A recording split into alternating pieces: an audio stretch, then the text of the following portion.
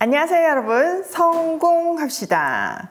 우리는 지금 에베소의 상황 속에서 에베소 목회를 하고 있는 디모데에게 바울이 써준 목회 서신을 통해서 에베소 상황과 또 어떻게 사역을 해야 하는가, 또 우리는 교회를 어떻게 바라봐야 되는가에 대해서 보고 있어요. 지난 시간부터 거짓 가르침에 대한 분별법을 보고 있는데, 저번 시간에는 신학적인 판단 기준을 가지고 보았다면 이번에는 윤리적인 판단 기준에 대해서 말하고 있어요. 한번 들어가서 보도록 할게요.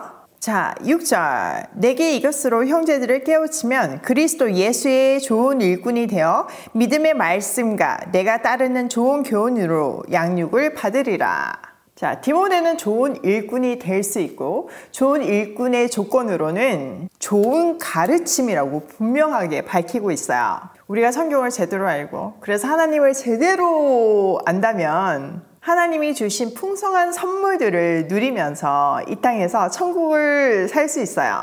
세상을 보는 시각도 완전히 달라지고요. 또 삶에 대한 태도도 달라지죠. 우선 아무것도 아니었던 일들이 감사하게 되고, 우리 삶에 늘 일어나는 고난이나 안 좋은 일들을 다르게 해석할 수도 있고, 또 그것을 시작으로 좋은 일로 바꿀 수도 있어요.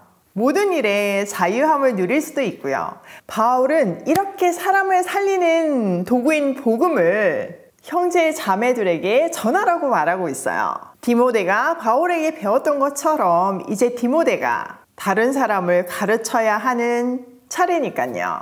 근데 디모데는 일단 성품 자체가 굉장히 유약하고, 또 스트레스도 많이 받고 남의 눈치도 많이 보고 그런 사람이잖아요. 그리고 나이가 좀 어리니까 지금 목회 상황, 그러니까 에베소 같은 엄청난 큰 도시에서 목회를 하기가 쉽지는 않았어요. 그런데 그런 그에게 디모데야, 너는 그리스도의 정말 좋은 일꾼이 될 수 있다, 이렇게 응원하고 있는 바울의 목소리 느껴지시나요?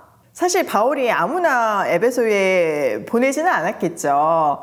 디모데는 특별히 할머니와 어머니로부터 성경 교육을 제대로 받은 사람이에요. 그러니까 넌 할 수 있다. 너의 장점을 가지고 정말 말씀으로 진리가 무엇인지 거짓 가르침을 분별하고 또 그것에서 벗어날 수 있게끔 사람들을 가르치라고 말하고 있어요. 자, 그러면서 구체적인 디렉션을 주는데, 첫 번째는 우리가 조금 전에 읽은 것처럼 말씀으로 가르쳐야 해요. 또 그 믿음의 말씀과 따르는 좋은 교훈들을 자기가 먼저 양육받아야 해요. 사실 이거는 너무나 당연한 일반적인 원리죠. 다른 사람을 가르치려면 자신이 먼저 잘 소화를 해야 하잖아요. 저는 새벽에 일어나자마자 이제 기도를 하는데, 여러 가지 기도 중에서 절대 빠지지 않는 간절한 기도가, 하나님 오늘 말씀도 정말 제가 잘 소화해서 잘 전달할 수 있게 해주세요. 말씀을 잘 깨닫게 해주세요. 이거 기도 꼭 하거든요. 제가 잘 이해되지 않는 거는 어떻게 설명할 수가 없고 어렵게 얘기하거나 잘못 얘기할 수 있잖아요. 그러니까 바울도 디모데에게 네가 먼저 그 믿음의 말씀을 정말 잘 소화해야 한다, 이 말을 하는 거예요. 자, 7절. 망령되고 허탄한 신화를 버리고 경건에 이르도록 내 자신을 연단하라. 육체의 연단은 약간의 유익이 있으나 경건은 범사에 유익하니 금생과 내생에 약속이 있느니라. 자, 운동선수 비유를 하죠. 당시 헬라 로마 세계에서는 운동 경기가 아주 중요했어요. 엄청난 인기를 갖고 있고 거기에 많이 몰입하고 있었죠. 자, 거기에 출전하는 운동선수에게는 훈련이 필요해요. 비단 선수뿐만 아니라 건강한 몸을 가지고 싶은 사람은 반드시 운동을 해야 하죠. 육체적인 건강을 위해서 좋은 것을 먹고 운동을 해야 하듯이, 영적인 건강을 위해서도 좋은 영적인 양식을 먹고 그 믿음을 살아내는 그 몸의 훈련을 해야 한대요. 그런 의미에서 우리는 굉장히 좋은 영적인 습관을 가지고 있어요. 매일 아침 이렇게 함께 말씀을 먹고 묵상한 말씀을 우리 삶에 적용하려고 노력하잖아요. 우리를 이렇게 불러주신 하나님께 매 순간 감사하게 되죠. 자, 그러면서 망령되고 허탄한 신화를 버리라고 얘기하고 있어요. 이 말은 거짓 가르침을 멀리하라는 뜻이죠. 이 거짓 가르침은 영적인 불량식품이라고 말할 수 있어요. 자, 우리가 조금 전에 8절을 봤는데 다시 10절까지 이렇게 다시 보도록 할게요. 육체의 연단은 약간의 유익이 있으나 경건은 범사에 유익하니 금생과 내생에 약속이 있느니라. 미쁘다 이 말이여 모든 사람들이 받을 만하도다. 이를 위하여 우리가 수고하고 힘쓰는 것은 우리 소망을 살아계신 하나님께 두미니 곧 모든 사람들 특히 믿는 자들의 구주시라. 자, 육체의 연습과 영적인 연습을 대조하고 있죠. 육체의 운동은 우리가 이 세상을 살아가는 동안 건강한 신체를 누릴 수 있게 한다면, 영적인 연습은 이 세상뿐만 아니라 앞으로 영원히 살 그 영혼을 준비하게 하죠. 이 말은 정말 너무나 복돼서 모든 사람이 받아들일만 하고 받아들였으면 좋겠대요. 특별히 모든 믿는 사람의 구주이신 하나님께 소망을 두고 우리가 이처럼 수고하고 애쓰고 있대요. 디모데가 솔직히 만만치 않은 상황 속에 있잖아요. 그럼에도 불구하고 해야 하고 수고하고 애를 쓰는 이유는 우리의 소망이 하나님께 있기 때문이라고 말하는 거죠. 사실 우리도 이런 수고들을 해요. 부르신 자리에서요.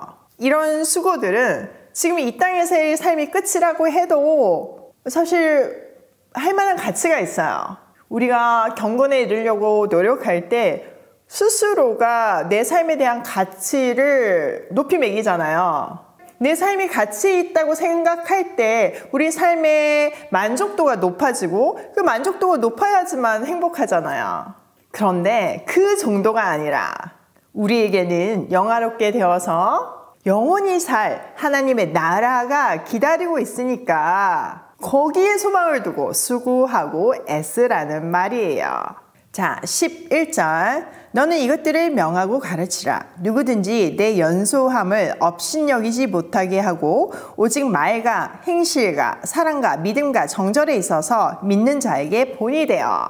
자, 바울은요 디모데에게 이것들을 그냥 전해라가 아니라 명령하고 가르치래요. 명령은 굉장히 강한 의조고 무조건 해야 한다는 의미잖아요. 그러면서 에베소의 또 다른 문제점을 얘기하고 있어요. 자, 디모데는 당시 30대 후반으로 추정되기 때문에 비교적 목회하기에 어린 나이죠. 그러니까 그의 가르침을 무시하는 사람들이 있었어요. 거기에 대한 대책과 구체적인 방법을 알려주는데 첫 번째가 믿음의 본이 되래요. 말과 행실과 사랑과 믿음과 정절에, 그러니까 삶 자체가 본이 되면 된다 이 얘기를 하는 거죠. 자, 13절. 내가 이를 때까지 읽는 것과 권하는 것과 가르치는 것에 전념하라. 성경을 읽는 것과 권면하는 일과 가르치는 일에 전념을 하래요. 여기서 성경을 읽는 것은 뭐 혼자서 읽는다는 의미가 아니고요. 공적인 예배에서 회당에서 이렇게 순서별로 구약 성경을 읽었잖아요. 그렇게 공적으로 성경을 읽는 것을 말해요. 그러니까 그 성경을 읽고 가르침으로 해서 그의 가르침이 그 어린 그 연륜에서 나오는 것이 아니라 성경에서 나왔다는 것을 보여주라는 거죠. 그리고 다른 거 신경 쓰지 말고 그 일에 전념하래요. 자, 14절. 내 속에 있는 은사 곧 장로의 회에서 안수 받을 때 예언을 통하여 받은 것을 가볍게 여기지 말며, 디모데의 안수식에서 예언을 통해서 주신 은사를 소홀히 여기지 말래요. 자, 은사를 받은 사람은요 그것을 사용하고 개발할 책임이 있어요. 그 은사는 나로부터 기인된 것도 아니고 하나님이 세상을 위해서 쓰라고 하신 거니까 그 목적대로 써야 하는 거죠. 그리고 더 잘할 수 있도록 개발을 해야 하는 거예요. 자, 15절. 이 모든 일에 전심전력하여 너의 성숙함을 모든 사람에게 나타나게 하라. 내가 내 마음과 가르침을 살펴 이 일을 계속하라. 이것을 행함으로 내 자신과 내게 듣는 자를 구원하리라. 자, 받은 은사를 개발하고 사용하는데 온 힘을 다하래요. 그래서 성장하는 모습을 사람들한테 보이래요. 완벽한 사람은 없잖아요. 근데 성장하는 모습을 통해서 하나님이 함께 하심을 느끼잖아요. 그러니까 그 모습 자체가 많은 사람들에게 가르침이 되고 도전이 된다는 말이죠. 또 자기 자신과 자기의 가르침을 잘 살피면서 계속하래요. 사실 자기를 잘 살펴야 발전이 있잖아요. 저도 지금 이렇게 영상을 녹음하고 나서 이 편집을 하면서 유심히 봐요. 뭐가 잘못됐는가, 어떻게 하면 좀 개발이 될 건가. 나름 발음도 많이 고쳤잖아요. 저도 정말 무단히 노력하고 있거든요. 뭐 그런 말 있잖아요. 은사를 사용 안 하면 뭐 갖고 가신다. 그렇게 생각 안 해도 그냥 상식적으로 생각을 해도요. 은사가 갖고 있는데 안 쓰면 사실 녹슬어서 갑자기 꺼내려면 사용할 수도 없어요. 그런데 그걸 계속 사용하다 보면 발달될 수밖에 없고 그걸 통해서 많은 사람들을 살릴 수밖에 없어요. 바울도 동일한 얘기를 하잖아요. 놀랍게도 이런 행함은 디모데뿐만 아니라 그 가르침을 받은 모든 사람들을 구원받게 한대요. 바울의 당부가 제게도 큰 힘이 되네요. 저도 하나님을 만나자마자부터 그게 너무 감격스러워가지고 전하기 시작했어요. 뭐 이제 15년이 넘었네요. 제가 갓 하나님을 만나서 뭘 얼마나 가르쳤겠어요. 그런데 정말 그 사랑하는 마음부터 내가 아는 만큼, 묵상하는 만큼 전하기 시작을 했고, 그게 이제 매일매일 계속되다 보니까 이제 세월이 흐르니까 정말 많이 개발이 됐어요. 그 시간들을 함께한 또 많은 분들이 계시잖아요. 저의 성숙해지는 모습을 보면서도 은혜가 되시잖아요. 아, 저 사람도 저렇게 변하는데 나도 할 수 있다, 이런 생각이 들잖아요. 바울이 지금 잘하고 있다, 계속해라 이렇게 격려해 주는 것 같아요. 참 보면 하나님 나라 원리는 항상 심판에 있지 않고 구원에 있고, 또 죽이는 데 있지 않고 살리는 것에 있는 것이 감격스러워요. 자, 오늘 내용을 우리 삶에 한번 적용을 해보면요. 첫 번째, 믿음의 본이 되자. 이건 뭐 계속 중요하다고 얘기를 했죠. 딜 무디가, 이것도 제가 여러 번 얘기했지만 100명 중에서 1명이 성경을 읽고 99명은 그 크리스천들을 읽는다고 말을 했어요. 세상은요, 성경이 아닌 우리 삶을 읽고 있어요. 그것을 기억하고 믿음의 본이 되는 인생 살기로 해요.